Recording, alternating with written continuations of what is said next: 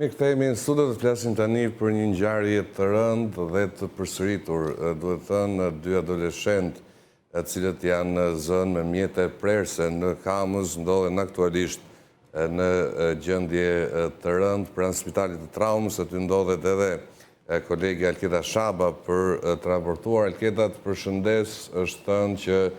gjendja e njërit prej dy 16 vjeçarëve është e agravuar. Për çfarë bëhet fjalë dhe çfarë kanë thënë autoritetet?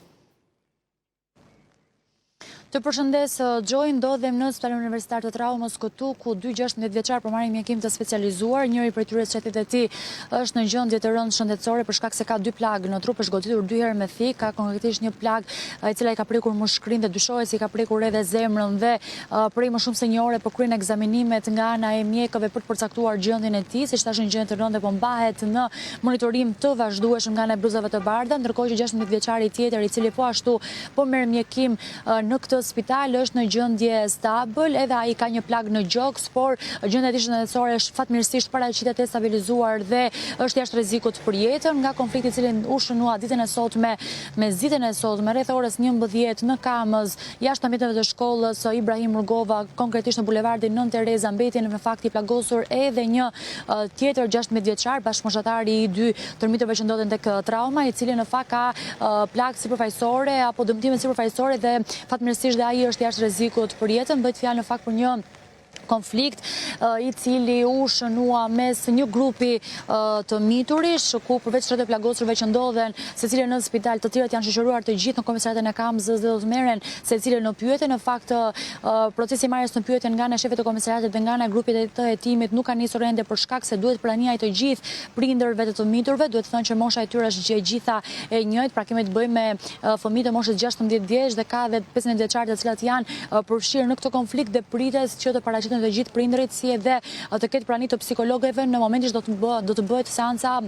apo në momentin që do të merren deklarimet e të gjithëve, do të merren në pyetje të gjithë për të kuptuar se si nisi konflikti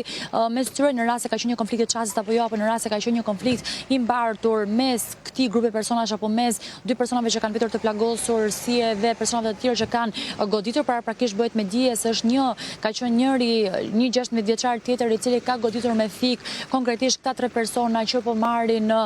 mjekim dhe pikërisht do të jenë të gjithë dëshmitarët në vendngjarje, nxënësit të së njëjtës klasë të dy 16 vjeçarëve, por edhe të nxënësve të klasave paralele në gjimnazin Ibrahim Rugova, të cilët do të sqarojnë për grupin e hetimit se si ka nisur konflikti mes zgjidhjeve dhe në rast se siç thash ka qenë një konflikt i cili ka ndodhur edhe ditë të tjera, apo në rast se ka nisur siç ndodh rëndom në rrjetet sociale. Në fakt policia e Tiranës duhet të thonë që nuk e sqaron motivin e konfliktit në njoftimin zyrtar që përcolli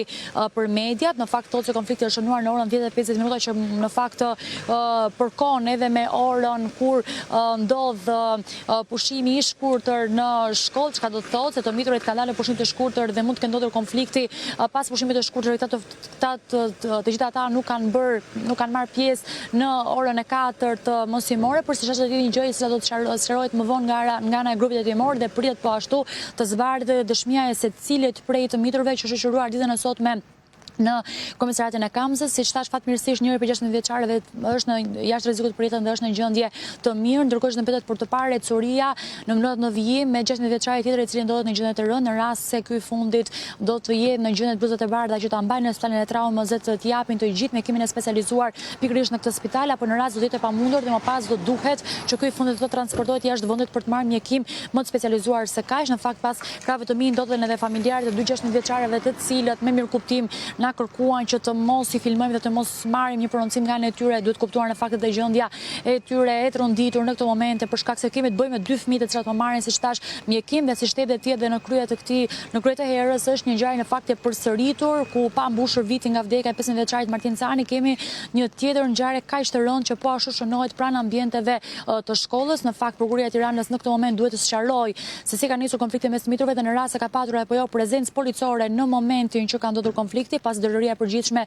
e policisë së shtetit në momentin përpara se të nisë ky vit i ri shkollor bëri me dish do të ketë punonjës policie qoftë përpara procesit të nisjes procesit mosimor, qoftë pas përfundimit të mësimit, por do të ketë një efektiv në çdo shkollë në Kopësht apo edhe në çdo gjimnaz i cili do të jetë prezent dhe në gatishmëri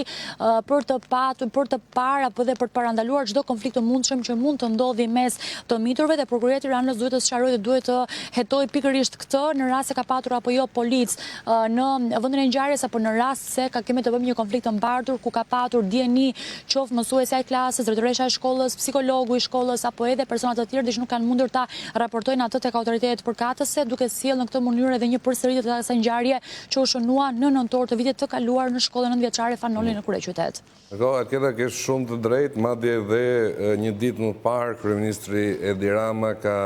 bërë një postim në rrjetin social Facebook ku shkruan në shkollat publike janë vendosur oficerë sigurie të cilët do të garantojnë mbrojtjen e nxënësve nga çdo fenomen negativ i lidhur me dhunën apo rreziqet online. Falet dhe bashkëpunimit me Ministrinë e Brendshme dhe Ministrinë e Arsimit janë zhvilluar trajnime specifike për oficerët e sigurisë për të garantuar sigurinë e nxënësve në shkollat publike, ku suport do të jetë edhe policia e shtetit, edhe policia bashkiake, të cilët bëjnë monitorimin e tyre në hapësirat brenda perimetrit të shkollave, duke bërë jo vetëm monitorim, por edhe parandalim të incidenteve të ndryshme. Unë e thash dhe në nisje të kësaj pjese që është një rast që fatkeqësisht përsëritet, shoqëria është ende, po themi, me traumën e tronditjes që solli për shembull rasti fatal i Martin Canit. Në këtë drejtim, a duhet të ketë tashmë një mbajtje përgjegjësie serioze përderisa